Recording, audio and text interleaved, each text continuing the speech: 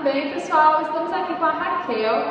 Ela vai contar um pouquinho da história dela, né? A gente se conheceu há poucos dias e ela vai contar bem o testemunho dela e trazer bastante experiências para nós, para nos motivar a estar em missão. Quem é a Raquel? Quem é você? Oi, gente, eu sou mais conhecida como Raquel Elana. Meu sobrenome é que me identifica no meio de tantas coisas, tantas pessoas, tantas nações pelas quais eu passei. Por quê? Porque eu não posso falar diretamente assim, qual a nação, entendeu? Eu estou retornando para o Oriente Médio, trabalho há mais de 15 anos no Oriente Médio, ainda é uma região muito sensível, politicamente, religiosamente. Então a gente, missionário nesses lugares, não é uma palavra muito bem entendida, reconhecida, aceita, muito misturada com política. Mas enfim, eu sou só alguém que estou trabalhando na missão transcultural há muito tempo, entre povos não alcançados, foi o meu chamado. E vou falar um pouco sobre isso, né, que passei bastante tempo me preparando, tanto na língua quanto na cultura. E estou aí, hoje trabalhando com refugiados da Guerra Civil da Síria, a guerra que ainda não acabou, refugiados que estão se deslocando, inclusive para o Brasil. Ontem eu li uma notícia, existem 400 refugiados afegãos no aeroporto de Guarulhos, sem ter para onde ir. Então a gente fica perguntando onde está a igreja, o corpo de Cristo, para poder recebê-los, porque é muita gente sem ter para onde ir que fugiu da guerra. Entre esses tem muitos cristãos também. Raquel, hoje, qual é a sua formação? Né? Em que você se formou? E como você chegou ao campo? Chamada com 16 anos de idade, logo procurei meu pastor, já trabalhava na igreja local, muito atuante, né, com um grupo de jovens, adolescentes. E fiz parte de uma igreja que tem uma estrutura, que tem uma conexão com uma agência missionária. O que eu posso dizer para você que é candidato ou que é vocacionado é buscar estar numa igreja que tem essa estrutura e visão missionária. Conversar com o seu pastor, ver se ele está disposto a te enviar para um treinamento. E muitos pastores têm o chamado missionário, mas existem igrejas como a Convenção Batista Nacional, que ela tem uma agência específica para isso, uma estrutura para isso, para treinar e enviar. Senão você acaba que se perde, né, no meio de tantas coisas. E a minha igreja era assim no Rio de Janeiro. O pastor Delvec Moraes do Nascimento foi um dos pioneiros da convenção. Então, assim que a Jami, a Junta de Missões, apareceu, eu já estava lá indicada, conversando com o pastor. Aí foi, entre aspas, fácil, porque eu já tinha o caminho. Porém, a preparação dependeu de mim, que é o estudo. Eles me mandaram para aprender inglês, curso de treinamento missionário, curso de missão transcultural, depois de 4 anos de teologia, porque além de eu ser muito nova, eles não iam me mandar nova, né, assim, o conhecimento também, sem apologética, porque no mundo islâmico, a teologia deles é muito forte. E então tem que ter cuidado, até no que eu falo aqui, mas a gente tem que estar preparada nas estruturas de fé, não só para religião islâmica, mas outras religiões também, né, para você saber explicar a sua fé e tal. Então, basicamente foi isso. E não tive assim um chamado sobrenatural, não. Estava numa conferência de jovens com Juban e ouvi uma pregação sobre a missão do pastor Jonas Neves, tinha uma missionária lá. Quando ela falou, meu coração ardeu e a partir daquilo ali eu fui correr atrás. No entanto, eu nasci num lar evangélico, minha mãe sempre trabalhou, especialmente minha mãe, com missões na igreja local, as conferências. Eu cresci nesse ambiente, então foi mais fácil para mim entender o meu chamado por causa disso. Você já tinha uma direção e já sabia até um pouco como chegar ao campo, né? Sabia que tinha que passar por formação, teológica, tudo bonitinho, porque né? tinha uma igreja que tinha, também. A convenção tem essa estrutura. Isso.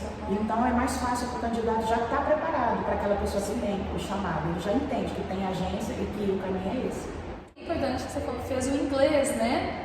E você já foi indo no campo já sabendo inglês ou como que foi? E ela também fala sobre o árabe, como que foi lá. Porque para o missionário brasileiro, ele é muito querido lá fora, ele é muito útil, ele tem muitos dons e tal, mas a gente precisa do inglês, porque missão transcultural, equipes internacionais, então a gente vai se comunicar e vai aprender a língua do povo local através do inglês.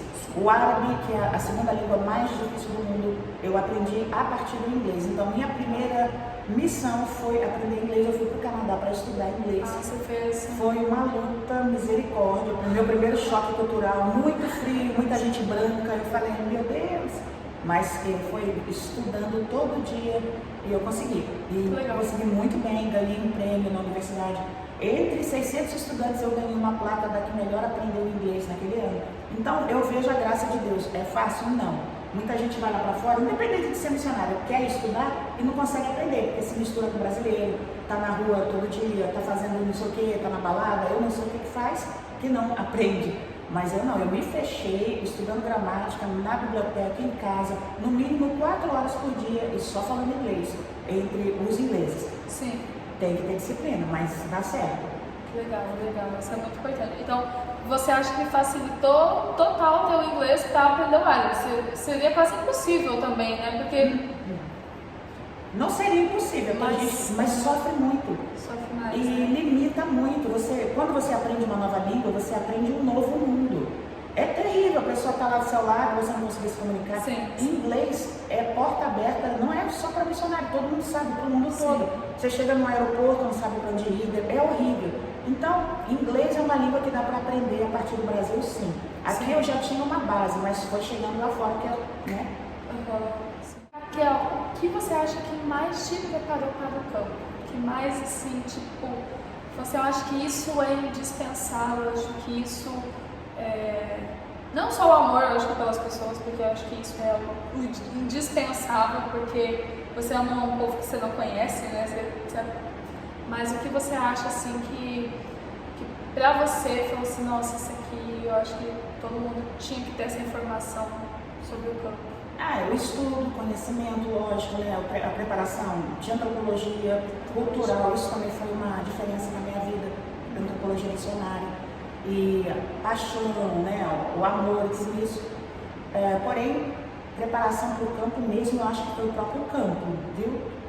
Tem que ter essa disposição do coração também.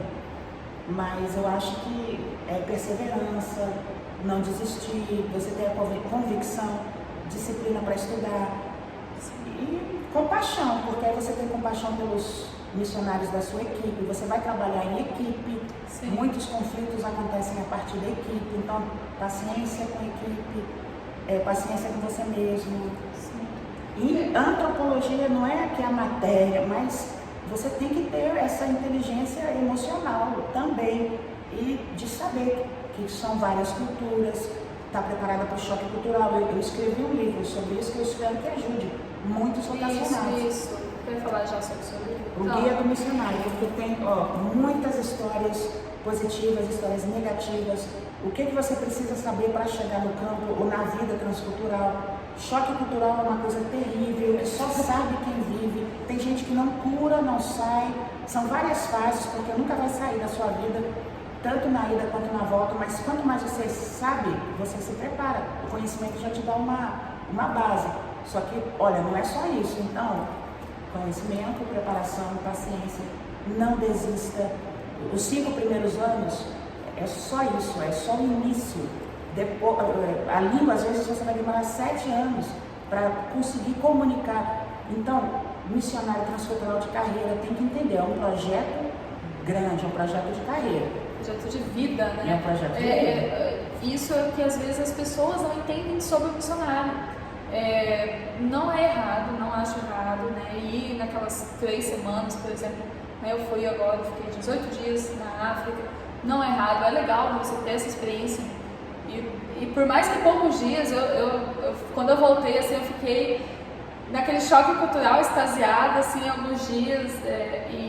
Mas fale um pouco mais sobre a questão do missionário de carreira, justamente por isso, porque é uma escolha de vida, né? Então, como foi para você hoje, assim, e ver que esse movimento, às vezes, é bom, mas às vezes é muito ruim também. Assim, vai depender do campo. Não adianta você querer trabalhar numa igreja perseguida do Oriente Médio em 2 semanas e voltar que fez e aconteceu. Não é assim, gente, não é assim mesmo. A igreja está lá por anos lutando para conseguir uma alma e quando chega, Deus move, mas ela pode perder a vida se ela se converter, dependendo da família, do contexto, se é um lugar mais fanático, se não é. Então tem que perseverar, tem que acompanhar. Às vezes vai, se batiza. Quantos refugiados nem aceitam a Jesus e tal? E eu sei que aquele é só o início de um processo que não é assim. Então nada é fácil também. E muitas vezes Jesus ele é pregado na vida, não na palavra. Não adianta você chegar lá, dar um folheto, não é isso que funciona lá. Você vai ter que ganhar a confiança deles, vai ter que mostrar um amor sincero. Aí eles vão parar, eles vão te ouvir, vão confiar em você, vão ver Jesus na tua vida. Então é um processo que pode durar 2, 3 anos. Esses grupos que passam 2 semanas, ou 2 meses, ou 3 meses, dependendo do lugar onde eles vão, é uma bênção. Eles vão encorajar a igreja, amém. Só que eles não falam a língua, então já tem a barreira da língua. Já quantas vezes nesses meus anos de trabalho eu recebi equipes, foram lá, fizeram um vídeo, mas às vezes dá mais trabalho para o missionário, porque o missionário tem que fazer uma ponte, tem que traduzir, ele tem que ensinar. Porém, às vezes desse grupo saem missionários de carreira, às vezes não, e muitos, a maioria não sai. Então, muitos missionários de carreira se cansam também disso, dependendo do país. Sim. E é isso, vale a pena. Agora, por exemplo, um grupo que vai lá para o Nordeste do Brasil para construir um orfanato, que bênção! É a mesma língua, é a mesma cultura, vai ter choque lá, porque lá não é São Paulo, não é Rio, não é Mato Grosso. Porém, nós queremos missionários de carreira, que se apaixonem pela carreira missionária, pela vida transcultural. O Brasil precisa disso. Só o movimento não dá. E às vezes parece que está diminuindo o número de missionários brasileiros. Eu não sei. Tem que ver as estatísticas, né? Mas a gente quer reproduzir missionários brasileiros de carreira. De carreira, né? É uma coisa que eu sempre friso com alguém que vem conversar com a gente, que sabe que nós queremos ser esse missionário de carreira. Aquele que está lá em campo, aquele que doa a sua vida, porque é isso, né? E na verdade, o que as pessoas não entendem às vezes é que eles são missionários aqui também. Que o testemunho tem que ser dado aqui também. Que por mais que a gente está lá em campo, é como se a gente estivesse aqui, sabe? E é isso, por exemplo, na minha viagem agora foi isso que eu senti. Sabe? Eu senti como se eu já estivesse lá há muito tempo, como se eu convivesse com aquelas pessoas. Eu falei pro Fernando, nossa, que estranho pra mim. Porque não tem diferença eu estar lá e eu estar aqui. Tem sim, é porque você só está na fase da fantasia. 2 semanas você só está apaixonado. Isso. Porém, pode ser. É isso. Só que, como você tem um chamado, a convicção, para você valeu muito a pena. Você já está pesquisando, você já está apaixonado, você está se preparando para voltar. É isso mesmo, Deus está confirmando. Mas você já está com gancho para ser missionário de carreira. Então é diferente. Agora, uma pessoa que vai, como a gente teve, não vou falar o nome da organização, que foi para ficar 2 meses ou 30 dias e chegou lá na Jordânia e a gente falando com essa equipe, cuidado, aqui é um país assim, não faça isso. Mas parece que a pessoa nem saiu da cabeça dela essa fase da fantasia. Aí a moça foi para o centro da cidade, lá nesse país de Bermuda, por exemplo. Eu falei, pronto, se acontecer alguma coisa, meu Deus. Ah não, mas eu sou turista. Então, no mundo árabe, a pessoa... Então, faltou preparo, faltou obediência, mas isso é só uma coisa de leve. Não pode... Se você quiser saber mais o que acontece, compra meu livro. Isso. Porque tem coisa terrível que não é brincadeira. E, por exemplo, vocês foram preparados, já tem o coração, é diferente, já se preparou. Mas, gente, não é assim, entendeu? Agora, o missionário de carreira, por que a gente insiste? Porque ele é o mais eficaz. Ele é o que vai produzir fruto, que vai permanecer. Não é? Que lindo, foi lá, não sei aonde, que bênção, fez um turismo missionário. Legal, eu também quero fazer isso. Mas, assim, não é a mesma coisa daquele que vai pagar o preço ali pela igreja. Às vezes eu acho que o brasileiro, como ele é muito emotivo, emocional, apaixonado, oba-oba, não sei o quê, ele olha para o missionário transcultural, ai, que vida sofrida, que miséria, eu não quero isso para mim, que desgraça. Não é assim não, gente, já passou essa fase. Eu fiz vários cursos, estudei em escolas e coisas, experiências, que eu não consigo contar tudo aqui, que se eu tivesse ficado na minha casa eu não teria feito. Gravei com caras assim de adoração na Inglaterra, coisas assim que vocês não sabem, e continuei estudando. E o meu mundo se ampliou. Então, hoje eu sou uma cidadã do mundo, meu passaporte é para o mundo. Então, quantos passaportes já? Não sei, já foi pro 5º, eu acho, 4º ou 5º. Mas não é nada não. Chego lá. Então, missionária como uma pessoa privilegiada de Deus, porque o que a gente vê, ninguém está vendo, o que a gente sente, ninguém está sentindo nesses anos. E não tem como eu falar para vocês o cheiro das nações onde eu passei, sabe? Que cada nação tem um cheiro. Eu vou explicar. A Jordânia tem cheiro de deserto, a Grécia tem cheiro de rosas. E o Brasil tem um cheiro do Brasil que eu nem sei. Eu sei que quando eu chego aqui, nossa, é outra coisa. Mas como é que eu vou explicar isso? Isso enriquece muito. Então, pensa nisso também. E Raquel, como que é a questão de ser mulher no campo? Né? Principalmente nos países árabes, que a gente sabe que é bem mais complicado. Conte a sua experiência, o que talvez você já passou meio de perrengue, assim. Não dá pra falar. Ontem a Tati até perguntou, mas o assédio é real. Nossa, isso cansa. Olha, eu vou te falar. Especialmente, eu acho que... Não era pra falar as nações aí. Vou cortar. Faz um play. Mas, porque, eu não sei, eles olham pra mulher como objeto, eles têm... é todo mundo? Não, mas é a cultura. Tem missionários que casam entre culturas e dá certo. Alguns não dão certo. Ontem eu estava lembrando de uma colega que passou, nossa, uma luta para casar, há 3 anos ficou casada com outra cultura, já divorciou e tal. Então, é a mesma coisa. Aqui no Brasil e lá também. Casamento, relacionamento, só que lá tem a questão da cultura e isso pesa. Machismo mesmo, só que eu sempre fui líder de louvor, fui a primeira mulher a ministrar louvor lá no outro país que eu comecei na igreja, do violão, e pela graça de Deus foram me aceitando, isso abriu caminhos, só que não é fácil ser uma mulher líder em cima de homens, mas eu já sei me mover, entendeu? Eu não vou implicar, eu sei até onde, só que eu penso assim, para relacionamento, Deus sabe, eu não gostaria não, porque é difícil, entendeu? Agora, amigas minhas casaram, então não é assim generalizar não, sempre tem a diferença. Mas isso uma vez... mesmo dentro da igreja, né? Gente, a cultura está na igreja também. Não é porque virou crente que esqueceu a cultura, não. E é isso, tem que saber, entendeu? Tem que se adaptar. E por amor a gente aprende. Se eu percebo que ali eu não vou, então eu não vou. Eu sou vigília. Isso é sensível. Claro, não vou provocar, é a cultura deles. Então eu fico na minha, faço isso, não sei o que, Deus vou orando até aqui, largo para lá, saio de toda e qualquer confusão, agressividade, porque para eles também tem isso. Eles naturalmente são agressivos. Então é uma coisa deles, não é que são grossos, não é maldade, é agressividade.